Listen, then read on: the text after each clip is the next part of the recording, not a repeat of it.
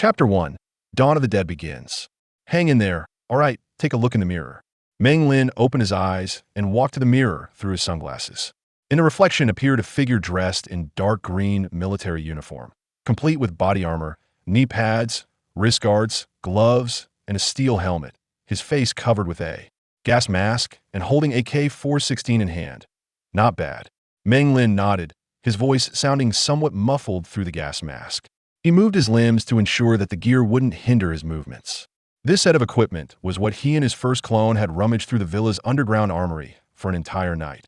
Although he didn't know why the original owner had such a collection, it was indeed very helpful. Then we can start the experiment. The man standing behind Meng Lin, similarly dressed, spoke with a hint of excitement in his voice.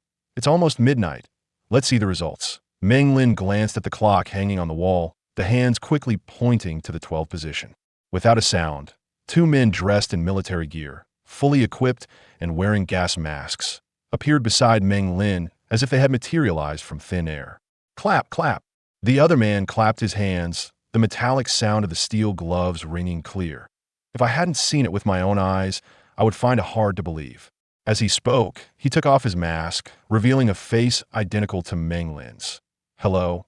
Number 2, number 3, I am clone number 1. The two newly summoned figures removed their masks as well, and upon closer inspection, the three of them looked exactly alike. Meng Lin stood aside, carefully observing the newly summoned clones, but he could feel two new thought nodes in his mind, like having opened two new chat windows for silent communication. Your experiment has succeeded in part. Clone number 2 frowned, moving his wrists. Although we're dressed in the same clothes as the original, we don't have weapons and weapons are not the most important thing right now. Meng Lin also removed his mask after all. It was August, and wearing this gear along with a gas mask had made him sweat profusely. The power system had not yet been interrupted, and the air conditioning in the room was working hard, but it couldn't overcome the heat caused by the gear. This protective gear is the most important. Meng Lin continued, walking cautiously to the window and pulling it open slightly. After all, those zombies outside won't be shooting. Guns. Through the gap, he could see a few cars burning on the street not far away, illuminated by the flames, revealing several staggering figures wandering nearby. The plot of Dawn of the Dead is quite simple. One morning, an unknown virus sweeps across the globe, turning the dead into bloodthirsty monsters. The protagonists escape into a supermarket, struggling for survival. The plot was of no use to Meng Lin, as the novice zone he had crossed into was this luxurious villa located in the suburbs. For now, Meng Lin had no intention of leaving the novice zone. Exactly, and we need to avoid using firearms. Clone number 1 picked up a sharpened steel pipe beside him and weighed it in his hand. After yesterday's experiment, those zombies are very sensitive to sound. Yesterday, clone number 1 had ventured out to scout and tested the zombies' reaction with a silenced pistol. It was proven that even with a suppressor, the gunfire would still attract all zombies within 100 meters. So who's going to take the risk? The three clones looked at each other and suddenly hid their hands behind their backs. Rock, paper, scissors. Fuck, just summoned and already going to die? Clone number 3 cursed. He threw scissors while the other two threw rock. Losers must accept their fate. Clone number 2 grinned. We will remember your sacrifice. Don't worry, Meng Lin reassured. Based on my feeling, when a clone dies, it won't truly disappear, it will just return to my body. Moreover, all the experience you gained will be retained. Clone number 3 sighed and put his gas mask back on. All right, I'll give it a try. But if I turn into a zombie and still have consciousness, make sure to give me a quick shot. You guys go have fun. I'm heading back to the underground safe room. After all, this mission is to survive in this world for 10 years. Meng Lin pressed a mechanism on the wall, and a hidden door opened silently, revealing stairs leading down.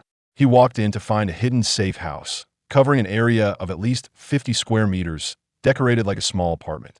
The safe house was not only stocked with various weapons, but also filled with medical supplies, canned emergency food, and more. The most surprising part was a complete water recycling system and solar power setup, enough to support a family of 3 for several years. This must be the benefit of the novice zone. Meng Lin closed the heavy metal door, isolating the voices of the clones outside. He lay down on a military cot, and with a thought, several lines of text appeared before him. Name, Meng Lin. Crossed into the world of Dawn of the Dead. Main task, survive in this world for 10 years. Side task, kill zombies. Task rewards are proportional to the number of zombies killed. Clearly, Meng Lin had also crossed over, and he had entered the world of the classic zombie film Dawn of the Dead. Like all other crossers, Meng Lin had also gained a golden finger, summoning clones. This was not a system, but rather an instinct. After arriving in this world, Meng Lin felt that he had acquired the ability to summon clones with just a thought. He summoned the first clone. He named it number 1. After days experimentation, Meng Lin confirmed that clones possessed the same physical qualities as him and had identical thoughts, able to communicate silently in their minds. Without speaking, besides, injuries to the main body would affect the clones, but injuries to the clones would not affect the main body. This was also why Meng Lin wanted to hide in the safe house.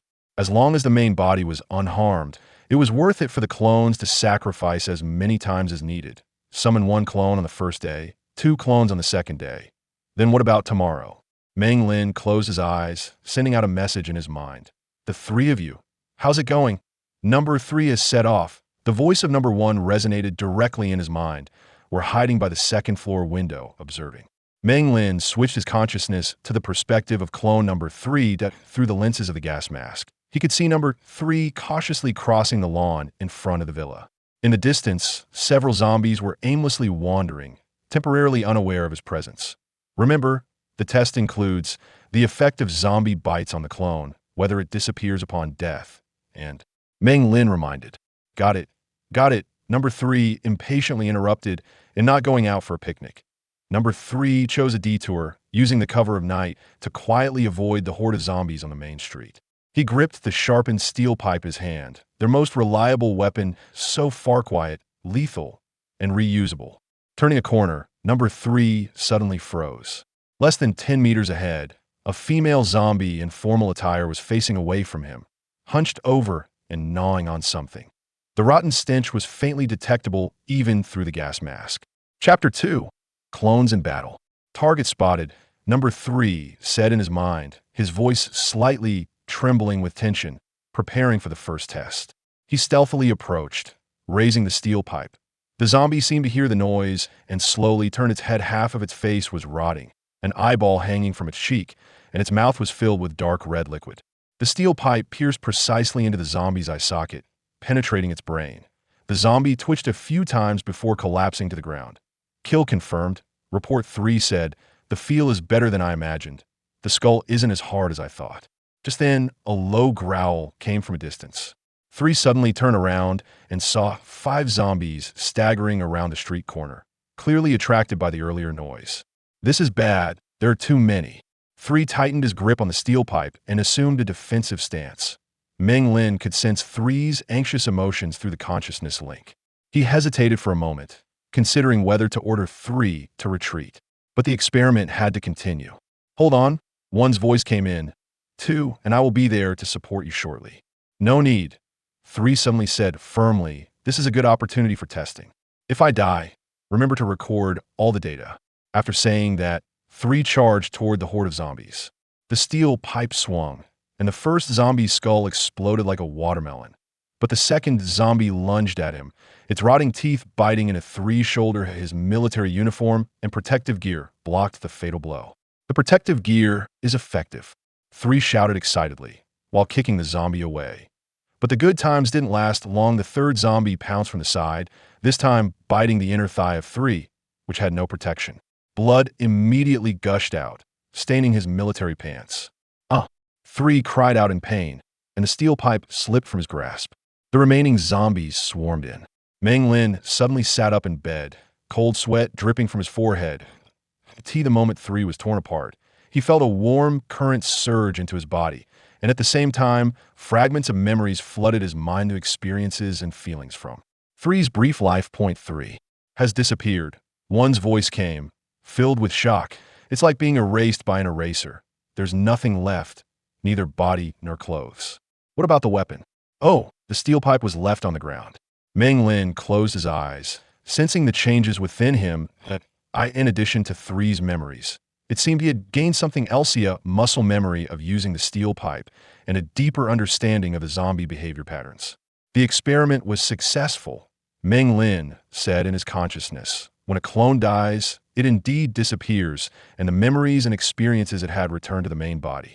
I suggest you hold your positions and wait for new companions tomorrow, since the clone's death won't turn it into a zombie and will transfer the experience back to the main body. Then let's continue fighting. One said in a deep voice. After all, the stronger your main body is, the stronger the summoned clones will be. Point two replied simultaneously. Don't worry, main body, we will be careful. All right, good luck to you both. Meng Lin lay back down, contemplating future plans. At this rate, he would be able to summon 4 clones tomorrow, 8 the day after. It wouldn't be long before he could form a small army. By then, he could leave this villa complex and scavenge in other areas. Although this safe house was well stocked, it couldn't meet the needs of so many clones. After all, the clones also needed food and water. The next day, early morning, Meng Lin frowned as he looked at the surveillance screen of the safe house. He had just woken up and saw that 1 and 2 were standing back-to-back on the villa's perimeter wall, surrounded by at least 30 snarling zombies. What happened? Meng Lin immediately inquired through the consciousness link. The noise from last night's cleanup was too loud. One's voice echoed in his mind. Accompanied by heavy breathing, it attracted a small horde of zombies. In the surveillance footage, Clone 2 executed a side kick, sending a zombie climbing the wall, tumbling down, while his steel pipe precisely stabbed into another zombie's eye. Socket. The movements were clean and efficient, clearly carrying the combat experience relayed from Clone 3. Do you need me to come out and help? Meng Lin asked, his finger already pressing on the safe door switch. No need, 2 replied decisively. We can handle this. Your safety is paramount. As soon as the words were out, 1 suddenly pulled out a homemade Molotov cocktail from his waist, lit it with a lighter, and threw it into the densest part of the horde. With a boom, flames erupted, and 5 zombies instantly became human torches. Where did you get the Molotov cocktail? Meng Lin asked in surprise. Made it from the alcohol and rags I found in the basement last night. 1 replied proudly. I thought it might come in handy. The flames effectively delayed the zombies' advance. Taking advantage of this moment, the 2 clones quickly jumped down from the perimeter wall and retreated into the villa, locking all the doors and windows securely. Meng Lin sighed in relief. You 2 come back to rest first, and continue clearing once the new clones arrive. Time quickly passed to midnight in the villa's underground conference room. 6 fully armed clones sat around the long table, including the newly summoned clones 4 to 7. Everyone had removed their gas masks, revealing faces identical to Meng Lin's. But each person's eyes and demeanor were subtly different. 1 on the first day, 2 on the second day, and 4 clones on the third day.